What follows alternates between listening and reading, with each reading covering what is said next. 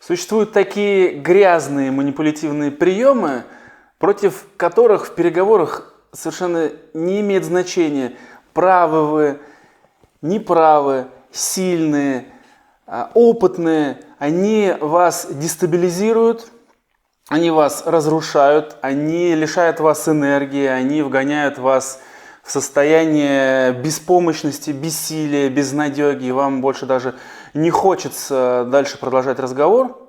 Вы измотаны и уже готовы согласиться на любую хрень, которую вам предлагают.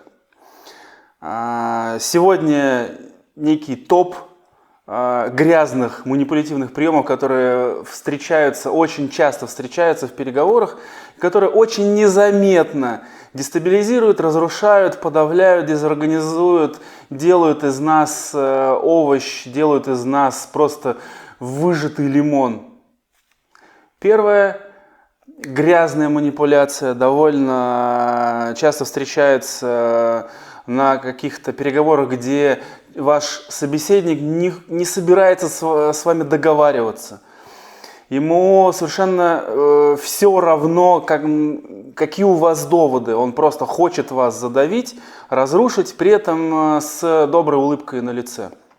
Можно сказать, что эта технология относится к боевому НЛП. Начнем с коктейля из метасообщений. То есть, что такое метасообщение? Метасообщение – это невербальное послание собеседнику. Это то, что наше тело сообщает другому человеку без значения слов. То есть это наша мимика, наша пантомимика, наши жесты, наше положение тела, наши эмоциональные реакции, наши эмоциональные проявления и все остальное, что может нести какую-то смысловую нагрузку вне зависимости от того, что я говорю. И существуют некие такие коктейли, сочетание которых убивает собеседника, дестабилизирует, отравляет. Например, с таким коктейлем можно человека слушать. Вот есть, например, навык активного слушания. Я, например, спрашиваю, почему вы считаете, что нужно делать именно так? Угу, у вас такие-то доводы, я понимаю. Такие-то доводы, а расскажите здесь поподробнее. Я активно слушаю. У меня мое метасообщение говорит, как бы говорит вам, что мне действительно очень интересно, что вы говорите, и мне очень важно, и я готов вникать в смысл, я вас уважаю. Но если я к этому метасообщению прибавлю метасообщение «какую чушь ты городишь», например, и буду с таким выражением, то есть я сейчас сделал минимальную интенсивность для того, чтобы это не бросалось в глаза. Я не могу на максимум это метасообщение выкрутить и вот так вот разговаривать. Это сразу бы бросилось в глаза. Я очень тонко вношу это метасообщение вторым уровнем, для того, чтобы это было неочевидно. И я всегда мог спрыгнуть с этого. Я начинаю активно слушать и немножко кривить лицом, как будто бы сообщая, что за ерунда, что за хрень. Я в эту бочку меда добавляю свою ложку дегтя. Что вы там говорите? Да? И как это работает? Так, а какие у вас еще доводы? А с чего вы взяли это? И я травлю все, что говорит собеседник. И я, с одной стороны, провоцирую его на то, чтобы он мне конкретно объяснял свою позицию, свои доводы. И все эти доводы я окрашиваю в коричневые тона. Я отравляю это. Можно отравлять, какую чушь ты городишь.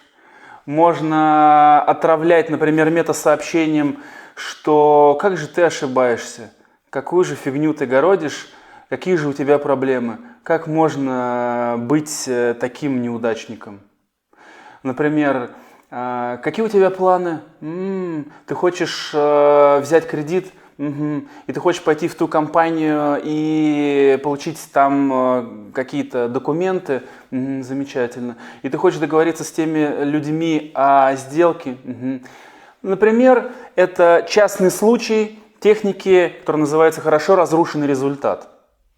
Например, я говорю с собеседником по поводу того, какие у него планы. И если я хочу, чтобы его планы были разрушены, чтобы у него не было энергии этого хотеть, я включаю этот эмоциональный коктейль. С одной стороны, мне очень интересно, первые метасообщения, мне очень интересно, о чем ты говоришь, а другое, как же ты ошибаешься, мне очень жаль, какой же ты конченый, и какую же хрень ты городишь, и как можно было вообще такое придумать. Получается вместе, расскажи мне, что ты там хочешь, ты хочешь заработать в 10 раз больше денег, замечательно, очень, я прямо горжусь тем, что ты ставишь такие амбициозные цели. Ты хочешь поменять тачку себе? Замечательно. Это очень круто, когда в жизни ты и так далее. То есть я пачкаю все сокровенно. С одной стороны, я человека провоцирую на то, чтобы он делился сокровенным, а с другой стороны, пачкаю. Такие методики, такие грязные техники очень часто применяют довольно такие матерые переговорщики, когда им нужно просто лишить собеседника энергии. И если он, например, заметит, что у меня на лице есть какая-то, что я хмурюсь, что я немножко отклоняюсь, у меня какие-то считываются метасообщения негативные, нересурсные, я могу всегда сказать: да тебе показалось. Что, хмурюсь? Да не, я разговариваю так, тебе показалось. Что ты наговариваешь на меня? То есть я и могу здесь еще газлайтить. То есть в качестве приправы прибавляем сюда газлайтинг. Этого не было, тебе показалось. Это на самом деле я наоборот обрабатываю, потому что мне очень важно, что ты говоришь, и я критически это осмысляю. Но на самом деле я это травлю. Тебе кажется, ты ошибаешься, на самом деле это наоборот. И так далее. Следующий прием – это некие эмоциональные качели. Качели ближе-дальше. Это относится к шизофреногенным паттернам, которые называют часто американские горки. Суть в чем? Я всегда работаю в противоход. Если человек мне о чем-то говорит, о чем-то, что ему интересно, я, по идее, должен быть в него включен, я работаю в противоход, я делаю вид, что он что-то говорит неинтересное и вообще что-то происходит очень интересное, и я отвлекаюсь.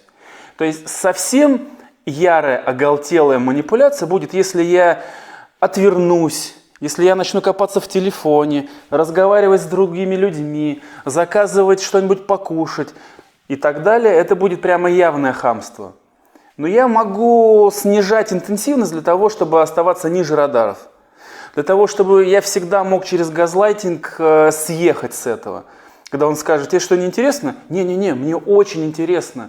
Я могу прямо действительно повторить все, что ты мне говоришь. Ты ошибаешься. Газлайтим. Ты ошибаешься, тебе показалось. Тебе показалось — это та фраза, на которой я могу съехать с любой претензией. И еще и его обвинить. Ты что на меня наговариваешь? Я же с открытой душой. Ты для меня самый родной человек. И так далее. Еще подвербовываем на близость. Поэтому работаем в противоход. Когда человек очень увлеченно подстраивается к нам, мы делаем вид, что нам это неинтересно, мы начинаем отвлекаться, мы начинаем сливать его энергию. Можно даже представить, что я нажимаю на педальное ведро, и все, что он говорит, идет в мусорку. Мне это по барабану. Вы на самом деле как будто бы сливаете всю энергию вашего собеседника. И ни в коем случае не перебивайте. Он будет говорить, и не находя в вас, в вашей мимике, в вашей реакции подтверждения, какого-то отклика, он будет терять энергию, пытаться больше доводов, а вы все сливаете. Что? И так далее. Через некоторое время он может смутиться от того, что ему станет реально плохо. Мол, ты меня не слушаешь, и он отстраивается. Здесь опять переходим в другую уже фазу, и опять работаем в противодействии. Если он отклоняется и говорит: я с тобой не хочу разговаривать, ты как себя странно ведешь. Почему? Что такое? Мне очень интересно, пожалуйста, расскажи мне. Мне интересно и это. Что с тобой происходит? Почему ты отклоняешься? Мы же с тобой встретились для того, чтобы это обсудить. Пожалуйста, расскажи мне. Я здесь для этого, я здесь для тебя. То есть опять газлайтим, тебе показалось, почему ты меня отвергаешь. Опять переворачиваем все с ног на голову и так далее.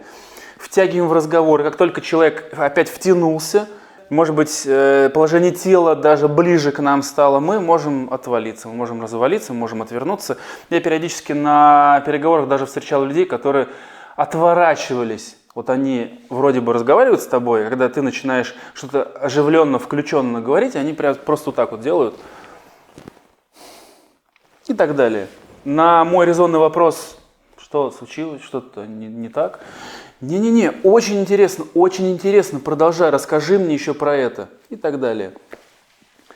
Сюда же можно добавить предыдущую технику, метасообщение. Например, человек что-то оживленно рассказывает, а вы слушаете, как будто, например, вы смотрите по Animal Planet что-то отвратительное. Например, то есть, если вы эмоцию отвращения яркую покажете, фу, какая гадость! Это привлечет внимание, вы с этого не съедете. А если вы очень тонко, ниже радаров включите, то в любой момент, если он вас спросит, или она спросит, что с тобой, что-то не так, не-не-не, очень интересно, продолжай.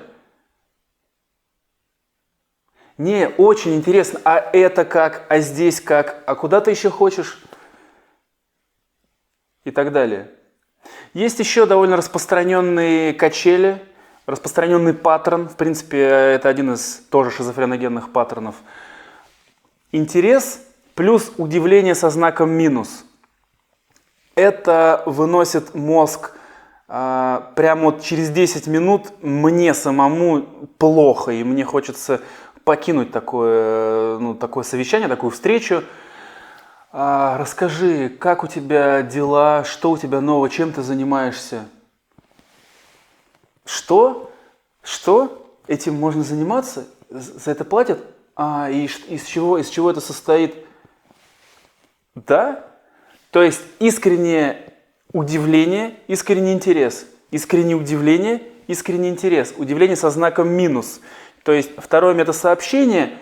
Как можно такую херню вообще говорить? Как вообще можно этим заниматься? А на чем ты ездишь? На чем ты ездишь? Да? И как тебе? Интересно. А деньги ты как зарабатываешь? Да? Интересно, как получается? И как там партнеры у тебя есть? А клиенты у тебя есть? И так далее. Это очень обесценивающе. То есть на таких людей обычно работают сотрудники, у которых уже даже психосоматика на лице, у которых ощущение состояния выученной беспомощности – это обычное рабочее состояние. Такие люди обычно работают годами, практически за бесплатно, работают с утра до ночи, полностью включенные. Состояние выученной беспомощности, состояние зависимости от такого человека – это, можно сказать, такие навыки профессионального, психопатичного, нарциссичного, БНЛПшного руководителя.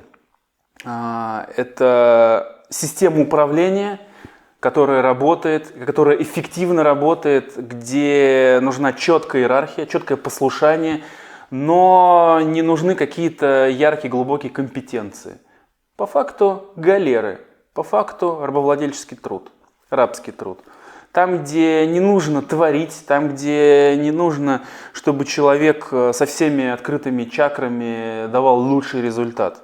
Это про Scrum, про Agile, это а-ля Google, Mail, Яндекс, Apple и так далее. Это не наш вариант. И еще один манипулятивный, грязный манипулятивный прием, который некоторые называют салат из слов, некоторые называют винегрет, некоторые называют бредогенератор. Но суть это не меняет. Суть в чем? Когда у вас нет доводов, когда ваша позиция слабая, но крепкая психика, и вы готовы к тому, чтобы слить энергию вашего собеседника, можно воспользоваться всеми предыдущими техниками, например, пассивного токсичного слушания. То есть говорите, говорите, мне очень интересно, все это вот для моего мусорного ведра или для моего шредера. И когда ты вроде бы уже устал, ты выговорился, ты слил все, я же слушаю до предела, до самого конца, чтобы уже все ты до капли кончился. После этого ты вроде бы ждешь моего ответа на твои доводы, а я исхожу из того, что мне по барабану, что ты говорил. Моя задача сейчас нажать на все твои ценности, на все твои важные точки, просто соединив сложно сочиненными предлогами, чтобы получилось сложно сочиненное или сложно подчиненное предложение, состоящее из каких-то твоих ценностей. Например, ты мне говоришь по поводу того, что я не прав, что я что-то обещал, что я что-то сделал и так далее, и тому подобное, объясняешь, что так нельзя и так далее, применяя какие-то техники переговоров для нормальных людей. Я могу просто все это пропустить мимо ушей, слить это и просто сказать воздействие на какие-то ценности. То есть, например, возьмем общечеловеческие ценности, например, нас как биологического вида. Какие у нас ценности есть? Безопасность, деньги, имущество, социализация, доминирование, нахождение вместе с другими людьми, восхищение, одобрение, секс, что-то эмоционально насыщенное. Поэтому о чем я могу говорить? Например, слушай, наша же цель какая? Заработать денег. И ты хочешь заработать денег, и я хочу заработать денег. И мы вместе можем заработать больше денег, если мы с тобой договоримся. Поэтому нам очень важно понимать друг друга, понимать, что ты можешь, что я могу. И при этом мы же знаем, у нас есть опыт за плечами, как воздействовать на других людей, чтобы вызвать в них отклик. Поэтому давай просто делать то, что мы хотим, то, что мы умеем делать, четко осознавая свои цели. Что я сказал? Ничего не сказал. Я просто понажимал подряд на кнопки, которые включают другого человека.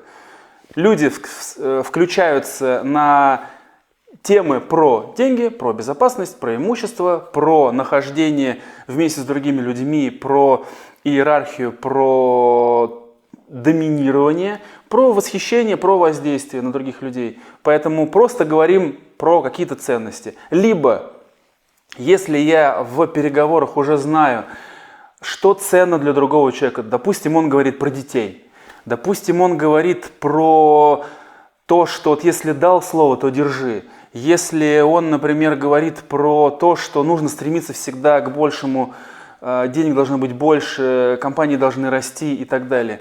Если он, например, говорит про технологии, что бы он мне ни говорил, допустим, я съезжаю с чего-то, допустим, я что-то должен, и, допустим, я этого делать не хочу, и, допустим, я нарцисс или психопат, или какой-нибудь другой замечательный человек, я пропускаю мимо ушей все его доводы и говорю: слушай, но мы же прекрасно знаем, что наша цель – это рост. И у тебя в твоих целях, в твоих планах рост твоей компании, чтобы твоим детям, твоей жене, твоей семье жилось более вольготно, более вкусно. И ты всегда ориентируешься, и я всегда ориентируюсь на применение более крутых технологий. Поэтому давай будем говорить на чистоту, как есть, что будем ориентироваться на то, где мы будем получать больше денег, что приведет нас к большему росту, что нам даст большие перспективы и где мы получим больше технологий. Ты со мной согласен? Согласен. Главное, что мы понимаем друг друга. Главное – это понимание. Что я сказал? Я просто проговорил его ценности друг за другом через запятую и используя сложно сочиненные, сложно подчиненные предлоги. Все. А все, что он говорил, слито. И это можно повторять просто до достижения нужного мне результата. А нужный мне результат, что человек потеряет энергию. Поэтому имейте в виду, если вы видите применение этих технологий, этих грязных манипулятивных приемов к себе, Значит, человек не имеет цели с вами договориться, отвечать вам, услышать. У него цель слить вашу энергию, обесценить, дезорганизовать, чтобы вы просто забыли, вы кончились, вы потеряли всю свою энергию, вы растратили весь свой потенциал, у вас закончилось желание что-то говорить, и вы просто сдались и подумали, ну, вроде бы то, что я слышу, похоже на какой-то ответ, вроде бы он логичный и вроде бы откликается, но я не понимаю к чему. Ну, может быть, и я действительно, я начинаю заниматься самогазлайтингом, может быть, я действительно чего-то не понимаю и так далее. То есть весь арсенал из боевого НЛП и в том числе грязных манипуляций можете найти на моем курсе по шизофреногенным паттернам. Но в целом имейте в виду, что вот такой токсичный подход, он очень часто встречается в переговорах, очень часто в бизнес-среде. Если вы не вооружены, если вы исходите из того, что с вами будут разговаривать точно так же, как вы привыкли разговаривать, там, например, если я привожу доводы, я ожидаю в ответ доводы, но я не понимаю. Ответ на мои доводы не следует, и я начинаю заниматься самогазлайтингом. Имейте в виду, что ваш оппонент может применять более токсичные, более грязные манипулятивные приемы, просто чтобы вас слить. Поэтому берегите себя. С вами был Антон Махновский. До новых встреч.